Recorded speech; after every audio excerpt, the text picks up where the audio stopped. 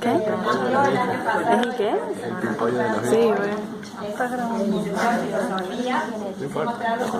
Realmente nos impactó y nos Un par de videitos como para ti. Ay, gracias, Santi. No, hablen. Es todo un desafío poder llegar. Y voy a decir de qué, porque ya tengo que el viejo se desecha a la madurez. Y a esa edad en donde el cuidado no es tenido en cuenta por los sociales. Pero es un privilegio poder cumplir años y sentirse vivo. A lo cual significa... Gracias que hayan llegado hasta hoy, hasta aquí, sabiendo que iba a estar yo.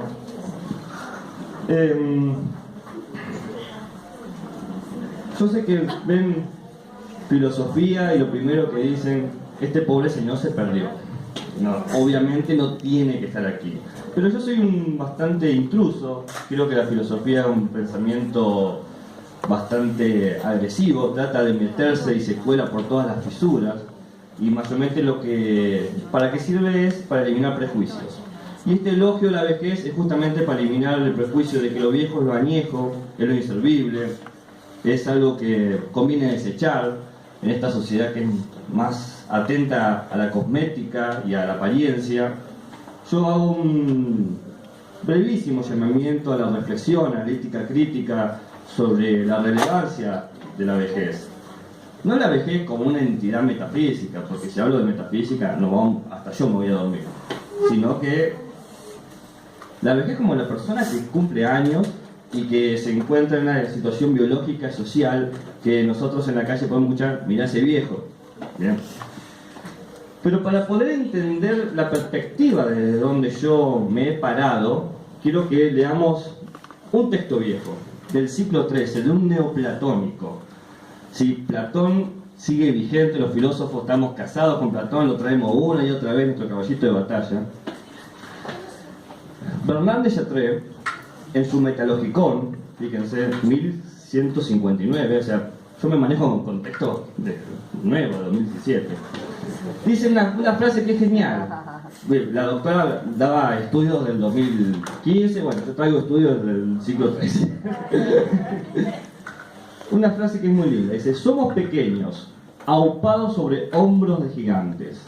Podemos ver más y más lejos que ellos, no por la agudeza de nuestra vista, ni por la altura de nuestro cuerpo, sino porque somos levantados por su gran altura. Esta es una idea medievalista, ¿bien?, que vas a recuperar en el siglo posterior al Renacimiento y una vez más en el otro siglo, en el siglo XV. Hay multitud de ejemplos de pensadores que fundaron la filosofía moderna y la ciencia moderna, ciencia que ha delineado el conocimiento actual. El único ejemplo que le voy a dar es el que yo considero más representativo. Isaac Newton, el 16 de febrero de 1675, le escribe una carta a un colega que no se llevaban bien, lo escribe para asusarlo, porque Hooke decía que él había descubierto la ley de gravedad y Newton, obviamente, él fue el que lo descubrió, entonces le escribió una carta y le demostró todo, no, porque yo hice esto, esto y esto. Y al final dice una pequeña cosa que es muy linda, dice: si he visto más lejos, o sea, si he visto más lejos que vos, Hooke, es porque estoy parado sobre hombros de gigantes. ¿Qué quiere decir esta idea, parado sobre hombros de gigantes? Claro, estamos en el nacimiento de la ciencia moderna. El primer pensamiento es la comunidad. Claro, trabajamos en un colectivo, nos compartimos los conocimientos y gracias a tus aportes, tus desarrollos, a tu horizonte, que podés ver una cierta plataforma de la realidad, yo me paro sobre ti, me aupás, me das la posibilidad, como algo medio paternalista, y puedo ver un poquito más.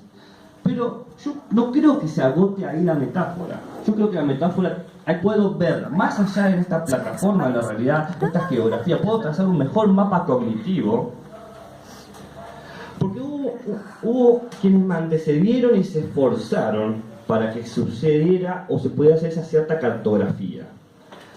Y lo hicieron con gentileza y gratuidad. No hay ningún sentimiento de paternidad, sino dice: úsame a mí como escalera. Una vez que estás arriba, pateame, olvídate, ya está, listo, yo ya hice mi trabajo, ahora tenés que hacer vos. Y vos vas a seguir trabajando y vas a seguir madurando, vas a vivir una larga experiencia, una longevidad en el descubrimiento de la realidad, que luego vamos a ver qué relación tiene con la ancianidad. en algún momento te va a tocar a vos ser la escalera y en algún momento te va a tocar a vos ser pateado y olvidado, porque lo importante no es ser lo más significante, sino poder permitir a alguien que significa el mundo. Entonces de ahí, le voy a decir, esto está dividido en 5 breves parágrafos, pero les quiero decir que los he timado, los he engañado. No existe filosofía de la vejez, lo siento. Tendría que terminar esta ponencia, cerrar la puerta e irme, porque la filosofía tiene 5.000 años de antigüedad. Es prácticamente la disciplina más vieja, ya que estamos usando de vejez, ancianidad. Y puedo decir, bueno, 5.000 años, la gente que se ocupa en eso son personas que viven largo tiempo. Platón murió a los 82, Gadamer murió a los 102 años. Gadamer murió en el 2007. Hobbes, que vivió en el siglo XVI, murió a los 91 años, cuando se estimaba que la vida máxima era 60. O sea, todos los filósofos viven, son bastante insoportables. Claro, sí. Mi esposa ya me hizo mi testamento para mí. Habermas tiene 85 años, está vivo y en continua producción, va a dar clases del 1 al viernes en la Facultad de Frankfurt, está activo, no se quiere jubilar, quiere seguir trabajando. Clément Rosset tiene 77 años y sigue produciendo, o sea, los filósofos producen largo tiempo y viven mucho tiempo. ¿Y qué han dicho sobre esto? Sobre la vejez, porque es justamente, tenemos alguien que se ocupa del pensamiento, experimenta la vejez. ¿Dicen algo? No. Muy pocos aforismos, muy pocos escritos, la verdad que ideas al azar. Aristóteles, por ejemplo, que vivió hasta los 70 años, los desprecia la vejez. En un libro que se llama Los animales, dice, toda enfermedad es un envejecimiento del cuerpo, y la vejez es la enfermedad natural del cuerpo. Lo mató, a los viejos le hizo... o sea, interpreta que el individuo que tiene más de 60 años, porque en esa época 60 años era el tope de vida, era un enfermo que no sé por qué sigue ahí. Entonces yo me tomé el trabajo de rastrear obras netamente filosóficas, no sociológicas, no etnográficas, no psicológicas. No, a ver, la filosofía, ¿dijo algo? ¿Se tomó la molestia de decir algo? Bueno, encontré 3 tipos, 3 nomás. Así que me puedo dar el lujo de citar bibliografía, porque viste que uno cuando hace una ponencia no puede ponerse, no, este artículo lo leí acá, lo leí acá. Y yo se los voy a traer para que vean qué han dicho. El primer autor que escribió sobre la vejez fue Cicerón a los 62 años. Un pichón, sí. Pero en ese momento 60 ya era anciano. Y tiene su libro que se llama La Senectud. Es un tratado de jerogogía. ¿Qué es la jerogogía? El arte de envejecer. ¿Cómo podemos envejecer correctamente? Y su libro aboga para dejar de pensar a los ancianos como miserables. Entonces propone 4 tesis. Se las comento brevemente, porque no voy a leer el libro. La primera tesis es muy interesante. Dice, ¿quién demonios decidió que la fuerza era sinónimo de vida? Claro, yo con mis 60 años ya no puedo levantar un escudo y una lanza, pero soy muy inteligente. La fuerza debe ser fuerza mental, lo que dé significado, no la fuerza de capacidad. Esa es la primera tesis que propone. La segunda tesis, la vejez no es sinónimo de dependencia. Yo puedo desarrollar una dietética y una gimnasia y puedo ser totalmente independiente, no necesito. Y él hasta hace recetas. Dice, vos tenés 55 años, te conviene tomar este jugo con estas cosas, hace todo. Es muy interesante. Para que me interese la historia de la gastronomía, analizar eso. La tercera tesis dice, los viejos tenemos algo que no tienen los jóvenes, la experiencia. Nuestras opiniones, nuestros consejos tienen la autoridad de la testiabilidad. Nos hemos equivocado y sabemos dónde están los errores. Y la última dice, claro, a los viejos nos ven como muertos, una muerte por venir, la muerte ya está ahí. Pero es un error tener ese pánico a la muerte. Dice, por 2 cosas. Una, nos morimos y no pasa nada, entonces ¿qué problema hay? O 2, nos morimos y hay algo más. Entonces hay que ver la muerte como algo deseable. En cualquier punto, la muerte no nos tiene que poner en jaque. Y ahí yo traigo una frase que yo reconozco, o creo reconocer la síntesis de estas tesis. Las armas defensivas de la vejez son las artes y la puesta en práctica de las virtudes cultivadas a lo largo de la vida. Cuando has vivido mucho tiempo, producen frutos maravillosos. Otro autor, Norberto Bobbio. Norberto Bobbio es filósofo y politólogo. Y él escribe un libro inspirado en Cicerón que se llama La Senectud, el mismo título, ¿no? Lo recupera, lo escribe a los 87 años. Bobbio es un contemporáneo de nosotros, murió en el 2002. ¿No? Es alguien muy cercano a nosotros. Vivió toda la Segunda Guerra Mundial, fue así, bueno. Y él lo que hace es un análisis de cómo se ven hoy en día los ancianos. ¿Bien? Y dice, hay un problema. Es genial cómo refuncionaliza ciertas palabras. Hay un Alzheimer social. Se olvidan de la importancia de los ancianos, se cree que es simplemente algo que hay que ponerlo de lado, y dejan de reconocer que el anciano es la memoria de un pueblo. Si vos querés saber algo, si vos querés saber cómo era una ciudad antes, tenés que empezar un anciano, porque la ciudad muta. Y estamos hablando de alguien que vivió la Segunda Guerra Mundial, todo el fascismo, toda la década del 90, el inicio de la globalización. Él fue una experiencia viviente de todo el tránsito de la modernización de este mundo global. Entonces, él encarna esta idea de que, pregúntenme, yo te voy a decir, en esa ciudad estaba Mussolini hablando en ese palco y ahora están los chicos jugando en la plaza. Pero yo lo recuerdo, porque no hay materiales para poder mostrarlo, soy yo el material. Entonces dice, la vejez es la edad del balance, todas las grandes interrogantes permanecen sin respuesta. La vejez es un mundo en el que cuentan más los afectos que los conceptos, importan las personas. Y respecto a los afectos, mi vida ha sido feliz. Dos libros de filosofía, vamos bien, vamos que se pueda. Y el tercero, Simone de Beauvoir. A mí me revienta que no conozcamos mujeres filósofas. Vos le preguntás, una mujer filósofa, Simone de Beauvoir, que es muy conocida, pero yo te pregunto a otro y me va a decir, no sé. Bueno, yo les doy nombres. Adelaide Ambrogi, Helen Longino, Butler, Hipatia, son todas filósofas que han producido y que su pensamiento es tan capaz como el de cualquiera. Y esta mujer, que a mí me encanta, es una existencialista francesa, pareja de Sartre, y se toma el trabajo de pensar el rol de la ancianidad de la mujer. ¡Oh! Genial. O sea, ¿por qué? Porque existía la idea de que la mujer vieja no podía ser sexualmente activa. Si sos vieja, no podés tener sexo, lo siento, es así. Los jóvenes somos lo único que podemos movilizar el cuerpo. Entonces, proyecta en este libro la vejez y predice el crecimiento poblacional de la ancianidad del siglo XXI. Dice, van a haber más ancianos. Y yo me puse a preguntar, a ver, ¿qué tan exacto es esto? Bueno, en Latinoamérica actualmente el 8% de la población, en la mayoría de los países, otros 7, otros 8,5, pero el promedio del 8% de la población son ancianos. En Argentina, ¿cuánto representa eso? ¿Alguien sabe? 5 millones de personas. Es un número absurdamente grande como para no tener en cuenta ese mercado, si queremos ser buenos para hablar de... ahí ya llegamos a ¿cuándo empezamos a ser viejos? Ya llegamos a ese punto.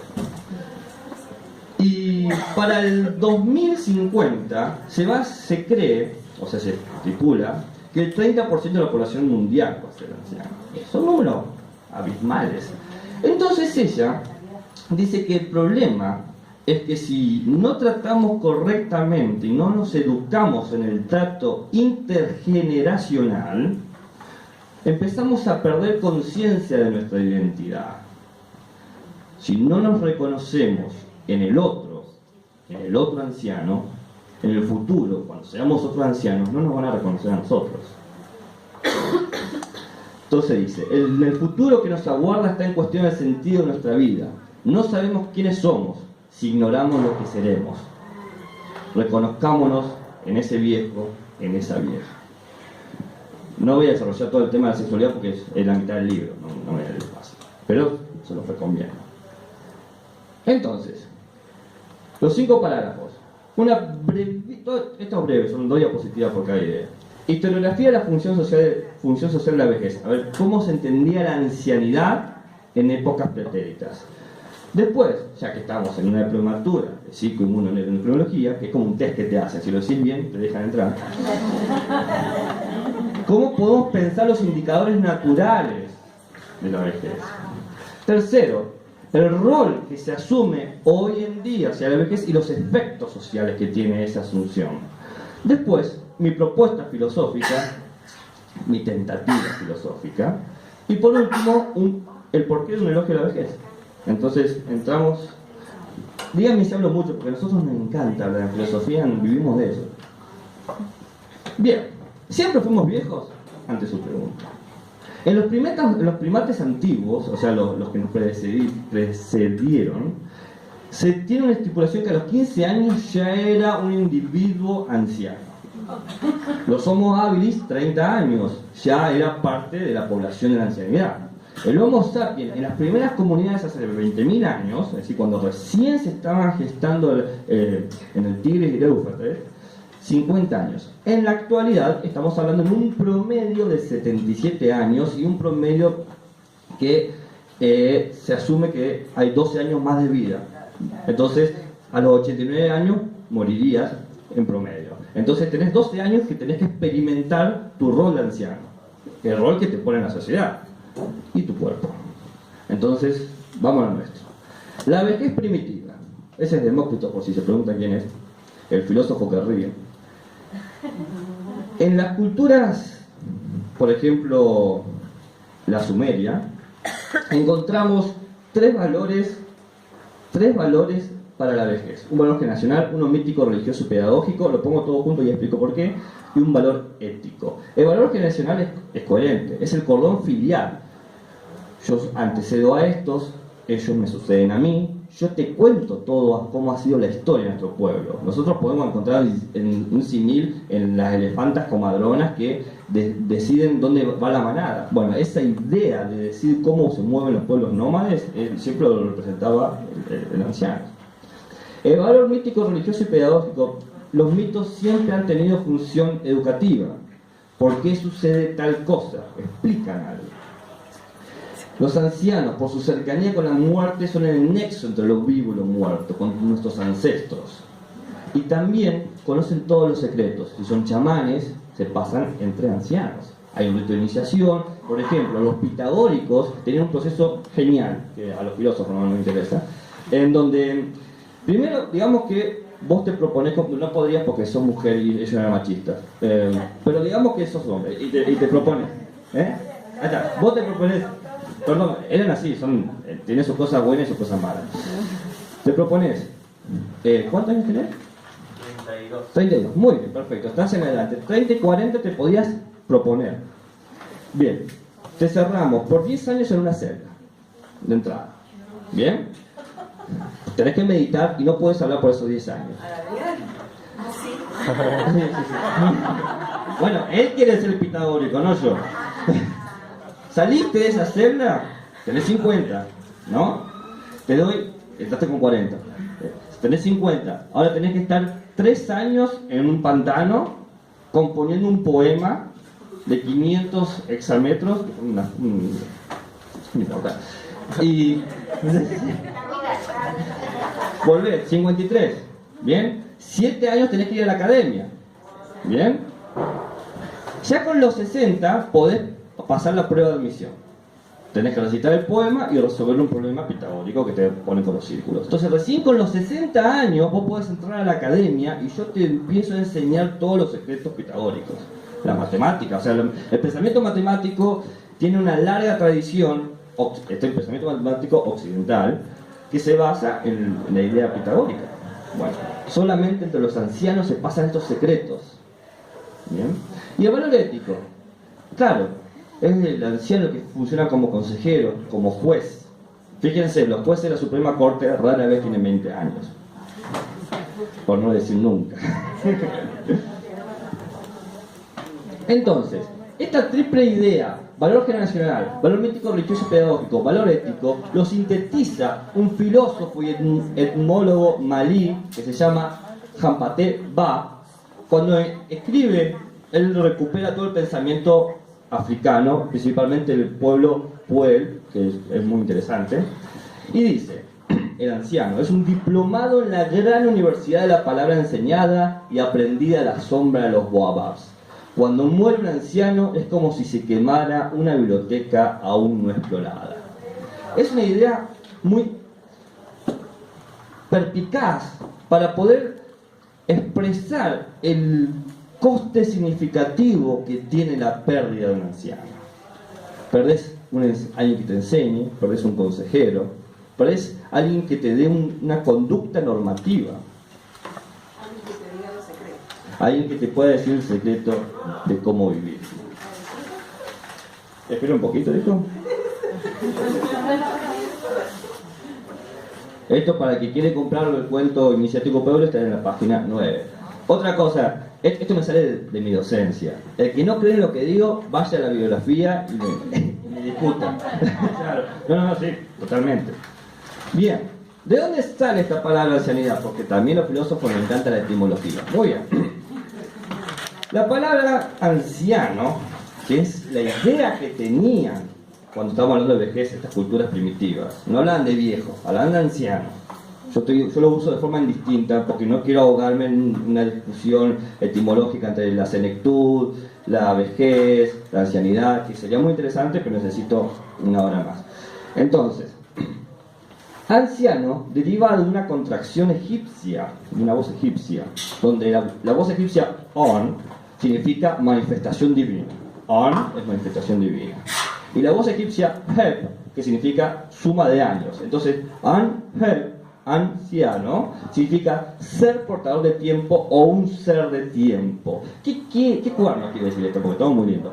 Lo que quiere decir es que el anciano es aquel individuo que condensa toda la existencia general que puede tener un humano.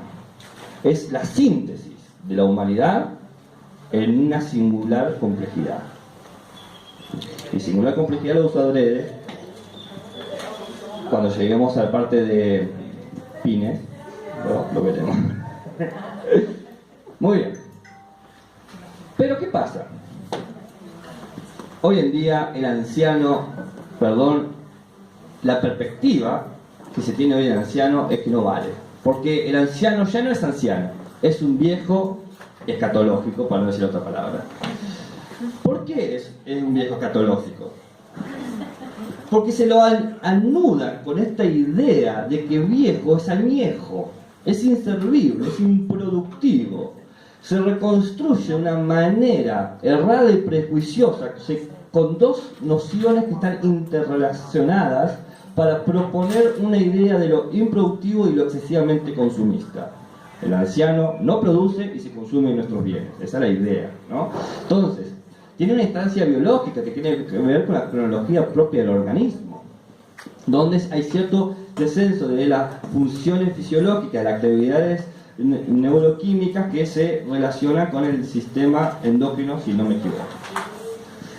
Y la parte sociológica, hay una instancia cronológica de desviación, y esto es genial. Yo ahora no recuerdo a qué edad se estipula la jubilación, a los 62, 65 años. La sociedad dice, bueno, vos, felicitaciones, tenés 65 años, vete de aquí. No, ya está, no sos más productivos, lo hemos decidido nosotros. ¿Y qué hacemos con la gente que no produce? Los desplazamos. Si sos un joven, te ubicamos en la escuela para formarte. Si sos un estudiante, un niño, si sos un adulto, te ubicamos en la oficina para que produzcas. Si sos un anciano, te ubicamos en el asilo para que no estorbes. Este es el pensamiento de la heterotopía. La heterotopía significa el lugar otro. A cada quien su lugar y cada uno en su lugar. Los niños, que van a ser los que van a producir, los enseñamos a ser obreros pasivos. Los adultos, que ya son productores, que produzcan de forma secuencial y sin criticar, que no se den cuenta que están trabajando. Y el anciano, una vez que ya produjo, bueno, váyase de aquí. Usted estorba. Esa es la idea de la vejez.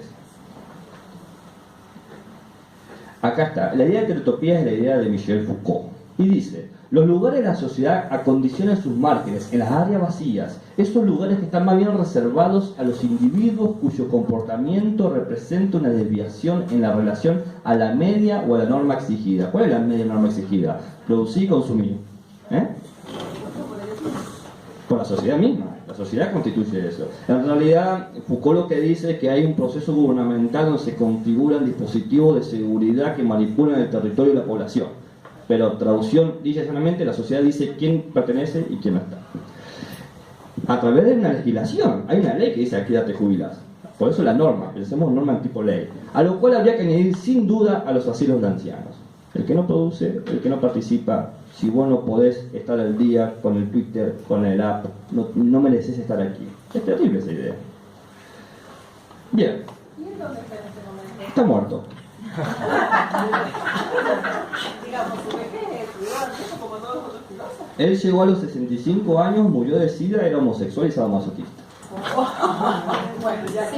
Bueno, pero la verdad, él era eso, y era un pensador que se toma hoy en día en filosofía como un pensador canónico en el sentido de Platón. La cantidad de gente que recupera su estudio como una caja de herramientas para analizar, hacer un diagnóstico de la realidad, es la misma cantidad de citas, de referencias que se hace con Platón. Es increíble la vitalidad que tiene el pensamiento de Michel Foucault, porque Michel Foucault lo que ha tratado es hacer un diagnóstico del presente. Y dio conferencias en facultades de arquitectura, facultades de medicina, bueno, hay todo. En la clase de epistemología yo hablé un poco de Michel Foucault también. Muy bien. Ahora sí me meto de lleno con la diplomatura. Voy a decir Pine para no equivocarme con el anuncio. Pero esto viene con una advertencia. Esto lo hago de cabrón que soy yo. No digo que ustedes, pero mucha gente, y esto a los filósofos nos saca de quicio, mucha gente utiliza la palabra paradigma con mucha soltura. Claro, paradigma esto, el paradigma aquello. No, porque el paradigma de los medios de comunicación. ¿Qué? No, nada que ver. El paradigma, cuando se propone por primera vez en la estructura de las revoluciones científicas de Kuhn, en 1962, les doy fecha, que no me cree que vaya a Wikipedia, página 13. No, porque el error de usar las palabras sin entenderlas es generar pseudo comprensiones que producen ideologías, y las ideologías son peligrosas. Entonces hay que eliminar la producción de ideologías, y la mejor forma de eliminar la producción de ideologías es teniendo una comprensión del discurso que uno está enunciando, que va de la mano con que si yo digo muchas palabras puedo engatusarlo. Si yo no quiero engatusarlo, vayan y cotejen y díganme, no, Gabriel, era la página 14. Bueno, perfecto, lo acepto. ¿Qué es un paradigma? El paradigma tiene que ver solamente con comunidades científicas, con nada más. El primer significado, hay 13 significados de paradigma, pero cuando el que lo propone, Thomas Kuhn, te lo presento, tiene que ver con un modelo de definir cuál es la actividad de producción científica basada en dos cosas. Los problemas que se consideran verdaderamente científicos. ¿Cuál es mi problema en mi disciplina? En medicina, por ejemplo, ¿no? ¿Cuál es el problema de la medicina? Tal cosa. ¿Cuál es el problema de la ciencia de educación? Porque también está pensando en ciencia de educación. Y otra cosa, ¿cuál es el ejemplar del mundo sobre el que estoy trabajando? Por ejemplo, para Galileo, el ejemplar del mundo era la balística. Pensemos que Galileo habla del movimiento de los cuerpos, y lo más representativo que él tenía era la bala de cañón. ¿Bien? En Aristóteles era un árbol que crece. Entonces, definición de paradigma: realizaciones científicas universalmente reconocidas que durante cierto tiempo, porque cambian, proporcionan modelos de problemas y soluciones a una comunidad científica. ¿Qué sigue acá? No, pero ¿cuál sería el paradigma de los profesionales dedicados a la biopsicosocial? A la biopsicosocial, a la PINES. La PINES se presenta como su paradigma. ¿Y cuál es el ejemplar del mundo? El sujeto. Y uso sujeto de una forma bastante provocativa, porque el sujeto quiere decir aquello que está sujetado, aquello que hay una comunidad de sistemas que se interrelacionan, se comunican entre sí y se autocomunican, y que se relacionan con un medio hasta generar una cierta inercia, un cierto punto que me fija y me coloca aquí, me sujeta. Yo estoy aquí hoy, yo soy de Chubut, ¿por qué carajo estoy aquí? ¿No? Bueno, porque conocí al amor de mi vida, la conocí a ella y mira, ¿se dan cuenta? Hay una multitud de condiciones que me van sujetando. Eso es el sujeto. Y el ejemplar del mundo de Pines es el sujeto en toda su complejidad. Por eso digo que es una singular complejidad. Es complejo, pero siempre se expresa de manera singular. Ustedes me ven aquí como único, como una sustancia, pero en realidad soy un montón de cosas. Ayer comí tarta, por ejemplo, y hay tarta por acá en algún lugar. Pero está, soy eso. No sé qué han comido ustedes, pero también son eso. Entonces, en esa singular complejidad, yo soy el ejemplar y sobre eso se enfoca Pines. Sobre eso mismo. Por eso es tan abierto y es tan interdisciplinar. Por eso alguien que se dedica a la docencia puede venir y comprender, porque se da el espacio a eso. Entonces, con Pines, el envejecimiento ya no es una curva biocognitiva en donde eras niño, vas creciendo, te envejeces y ¡pum! Caes en un peñasco y listo, sos viejo, vete a tu casa. Porque ya no se entiende como un declive físico-químico, sino que la vejez es producto de una interrelación biopsicosocial. Sí, es un proceso natural porque somos organismos, claramente, pero no funciona una oposición real entre el joven y el viejo. Hay jóvenes que se sienten viejos y hay viejos que se sienten jóvenes. Por lo que me gusta. La vejez deja de ser algo extremadamente patológico. Abandonamos el pensamiento mecanicista organicista. Y la vejez puede ser algo normal y puede ser algo patológico. Puede ser exitosa, resiliente, dicen aquí, y puede ser vulnerable. Y estaba escuchando vulnerable. ¿Y qué es vulnerable? Vamos a la etimología de Walter, el filósofo. ¿Qué gana de estar? Vulnerable viene de la palabra vul, que significa herida. ¿Bien? Y hable, el espacio de hable tiene que ver con posibilidad a ser herido. No quiere decir que ya estás en la lona, sino que estás muy predispuesto a caer en la lona. 1 o 2 golpes más no cago. Eso sería vulnerable. Muy bien. Entonces, ¿qué sería un envejecimiento exitoso? Cuando la persona reconoce y acepta su condición por estos marcadores sociales y biológicos. Sociales, te jubilaste. Biológicos, bueno, me está costando moverme un poco más. Y al mismo tiempo, gracias a su capacidad de resiliencia, a un entrenamiento que ha tenido a lo largo de su vida, que ha generado ciertas conductas de enriquecimiento, por ejemplo, una dieta equilibrada, o por lo menos una dieta vigilada, porque todos tenemos nuestros, entre comillas, permitidos, un intento de mirar con una perspectiva positiva a la vida, eso sería toda esta capacidad de resiliencia, a los eventos propios de esta etapa de la vida, se la comprende como oportunidades. Sí, soy viejo, pero este es mi momento para repensarme. Como cuando soy adolescente me redefino mi carrera, digo, bueno, a ver, tengo 18 años, tengo que estudiar. Dejé toda mi etapa de ser adolescente, de, qué sé yo, de estar en la secundaria y de coquetear. Bueno, yo no coqueteaba, pues no soy muy bueno coqueteando, pero suponte que era bueno y abandoné eso y me puse a estudiar. Dije, no, ahora estudiar. Y después, bueno, y ahora, yo qué sé, doctorarme o formar mi familia. O sea, siempre estoy en continuo tiempo de recrearme, pero existe el prejuicio de que cuando sos anciano, sí, se acabó tu oportunidad, listo, ya no te podés cambiar. 65 años, estos últimos años que te quedan, no sé, jugar al backgammon, es lo que puedes hacer. Entonces, el fin de enriquecerse y recrearse es establecer nuestra propia vida como una estética de la existencia, es proponer nuestra vida como una obra bella, como un poema, como una escultura, como una estrofa, como una pintura, donde vas sumando todavía pinceladas, vas modulándote y decís, puedo proponer una conducta para compartir, para presentarme. Quiero ser recordado de una forma bella. Quiero que mi vida sea pensada como una vida bella. Quiero que me digan, este es un viejo copado. Eso es lo que yo quiero. Es lo que dice siempre Ana, que dice trascender. Pero ¿qué pasa con la gente que no hace eso? El envejecimiento vulnerable, recordemos. Posibilidad de herida, no es que porque pueden convertir un envejecimiento vulnerable en un envejecimiento exitoso. El envejecimiento vulnerable o riesgoso, le puse yo porque no estaba, ¿viste cuando no estás seguro con qué palabra usar? Es cuando la persona interpretará sus marcas biológicas y sociales, tener 65 años, los achaques de la edad, como el término de su desarrollo vital. Listo, no podés cambiar. Ocasionando que los eventos de esta etapa de vida se presenten como experiencias estresantes prolongadas. ¿Qué pasa cuando el cuerpo tiene experiencias estresantes prolongadas? Acá no lo han dicho. Te enfermas. Pero en la vejez nosotros lo vemos, por ejemplo, con el aislamiento excesivo o la dependencia excesiva, la generación de enfermedades crónicas o la muerte prematura. Esa es la diferencia entre una vieja DM y una vieja SAP. Exactamente. Esto debilita los efectos positivos de la plasticidad neural. ¿Por qué digo positivo? Porque vos podés, si no me equivoco, moldear tus redes sinápticas para tener efectos negativos, producir estas enfermedades. ¿Está bien? Por eso, entonces no me equivoqué. Muy bien.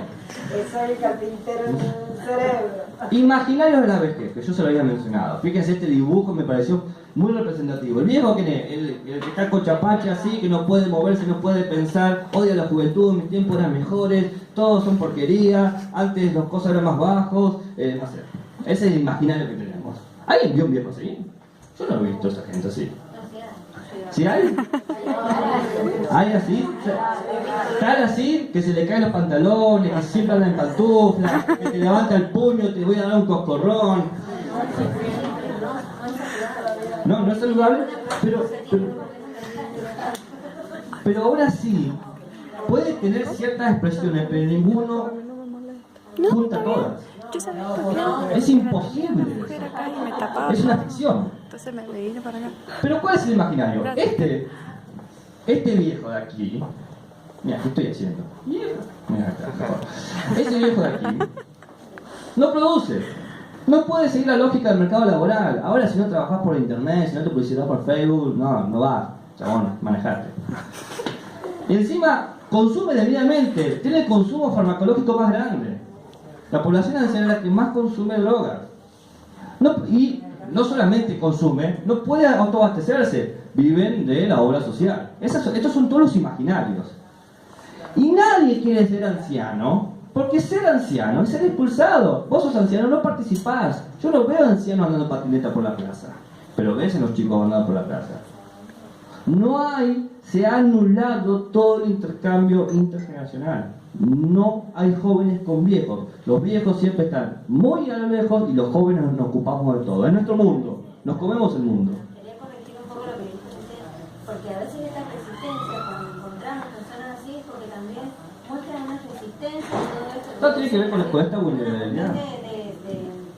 Es una cuestión, es un doble compromiso. Un doble compromiso. Uno de la persona que no se ha dado a pensar su vida como una oportunidad para recrearse, y otra porque la sociedad ha decidido que esa persona no puede recrearse. Después te encontrás con personas que dicen: me importa un cuerno lo que diga la sociedad, voy a hacer lo que se me canta, me tiño el pelo de violeta y tengo 80 años. Y bueno, está bien. Ven otra percepción de él, es decir, cuando vos te conectás desde otro lugar, Sí. ellos pueden ver que vos lo escuchás, que cambian esa actitud. Claro. Pero no es que vayan esa actitud permanente porque sí, sino porque hay una resistencia por ahí. Por eso hago hincapié en el intercambio intergeneracional. Si vos le das la oportunidad a compartir con eso, vas a darle.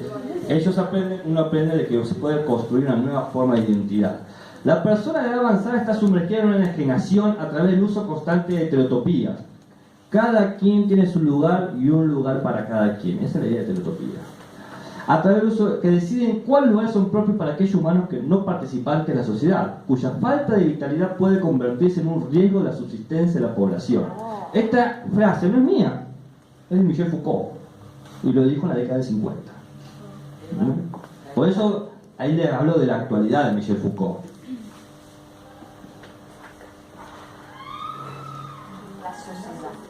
Bien, esta frase es de Simone de Beauvoir. Simone de Beauvoir, como le había mencionado, se preocupa por el rol de la ancianidad con respecto a cómo perdemos nuestra identidad en la medida que no sabemos cómo tratar con los que nos anteceden.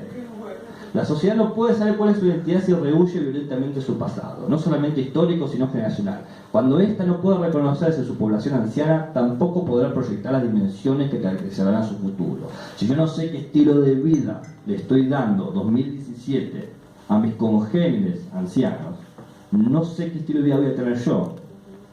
Yo tengo 27 años. Dentro de 50 años, no sé qué estilo de vida voy a tener. No lo puedo saber. Porque como no sé cómo lo estoy tratando, los ignoro, los invisibilizo, los aparto, me va a pasar lo mismo a mí. Le estoy enseñando a la generación que me tienen que hacer eso a mí. Entonces, ¿qué hacemos ante situación catastrófica, desoladora?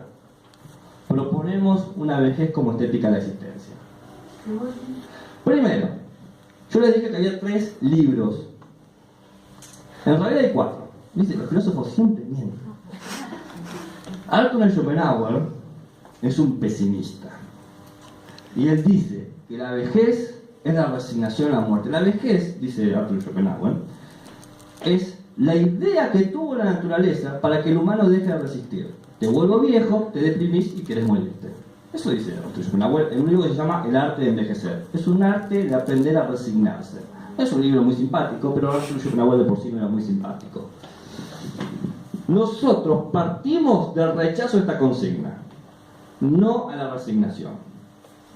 A que la vejez, hay que aceptar la muerte. Primero, porque todos nos enfrentamos a la muerte constantemente.